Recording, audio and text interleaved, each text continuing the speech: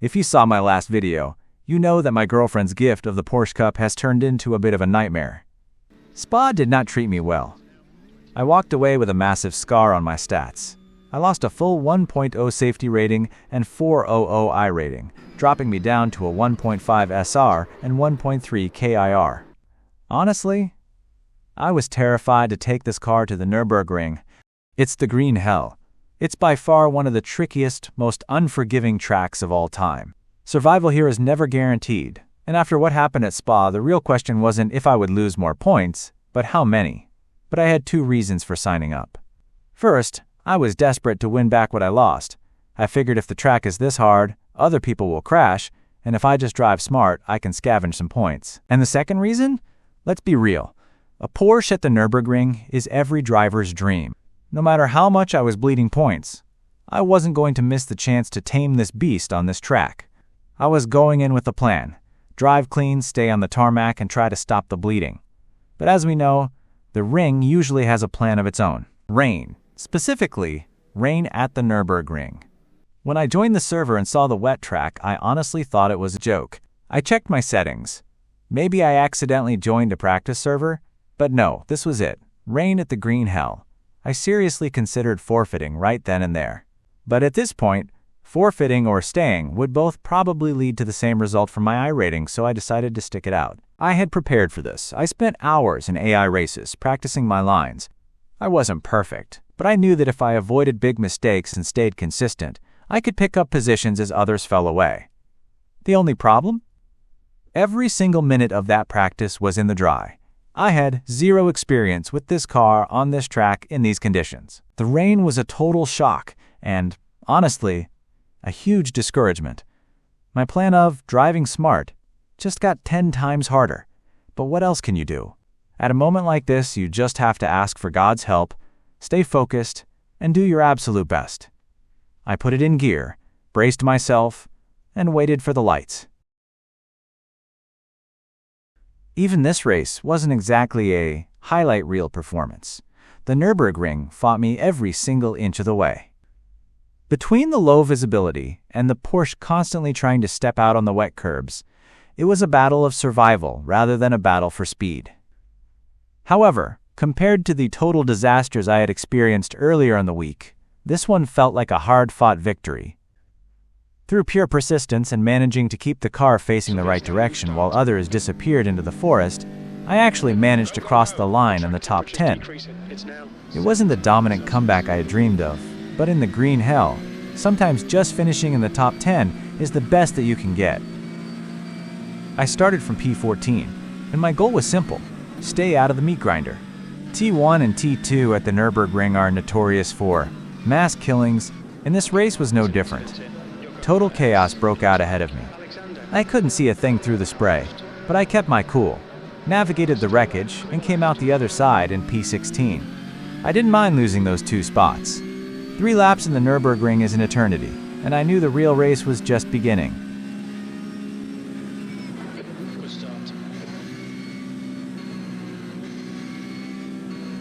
By the time I reached the hairpin, P15 actually pulled aside and let me pass. It was a strange atmosphere. Everyone was so cautious that people were literally giving up positions just to avoid a 50-50 battle. In these conditions, winning isn't about being the fastest. It's about seeing the second lap. Trying to push a Porsche through the rain here is like walking a tightrope over a canyon. One wrong move on a wet curb and it's over.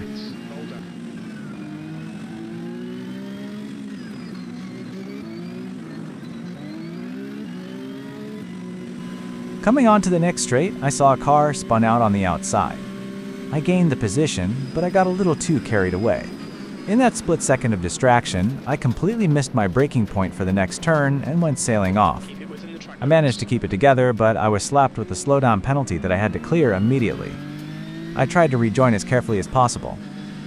Luckily, the driver behind me, the same one who had let me pass earlier, was being just as cautious. I stayed out of his way and let him take the position back while I melted down the penalty.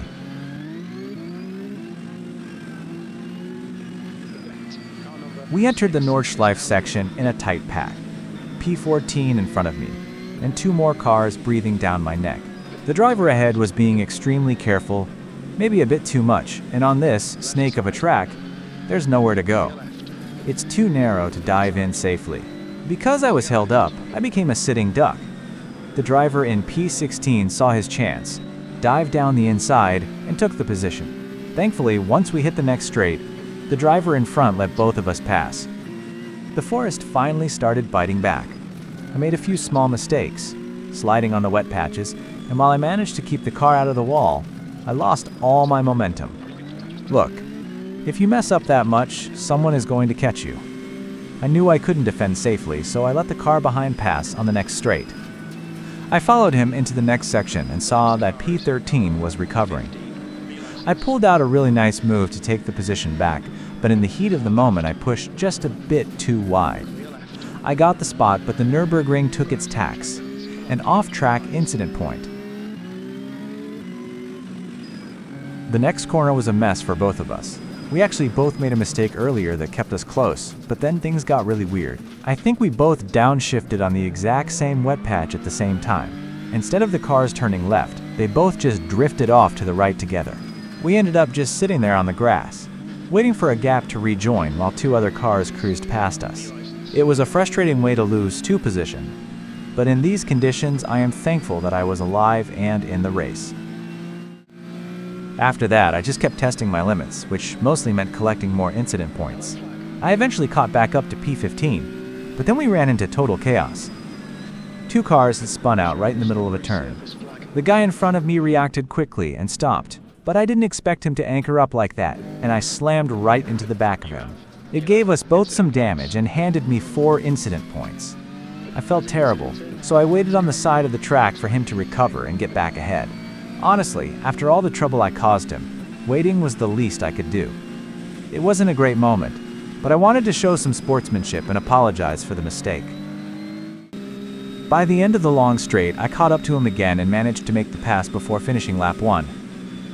This was actually the same driver I'd been battling with since the start of the Nordschleife. Honestly, I think he just let me go this time to avoid any more drama, and I did have a bit more pace than him at that point. After the contact earlier, I think we both just wanted to get through the rest of the race, without another incident. Getting that spot back felt good, but it was clear that survival was the priority for everyone on the track. Entering lap 2, I found myself in P12, mostly because a few other drivers had already called it quits. I kept the momentum going into turn 1 and managed to pull off a clean pass on the car ahead, moving up one more spot. After all the chaos and the incident points from the first lap, actually gaining ground felt like a small win. It seemed like the race of attrition was finally starting to work in my favor. On lap 2, the guy in P12 caught back up and managed to take the position. Luckily for me, but unfortunately for him, he couldn't handle the very next corner and oversteered. He almost took me with him, but this time I managed to avoid by braking just in time. I watched him fly right past my nose and straight into the barriers. It was a close call, but staying calm saved my race and handed the spot right back to me. I actually found a good rhythm for the next 2 sectors, and it felt great to finally just drive the car. But of course, I eventually spun again. I wasn't even mad. It's the Nürburgring in the rain, and it happens to the best of us. There's really no one to blame when the track is this tricky. I lost 2 positions and dropped back to P13, but I just put my head down and kept going. Honestly, it was a miracle the car was even moving at this point. After the contact and the spins, I was just relieved I hadn't ended up in the back of a tow truck. Usually, at the Nürburgring, one mistake is enough to end your session, but the Porsche was still holding together. I wasn't fast, but I was still in the game, and sometimes just staying on the track is the biggest challenge the green hell throws at you.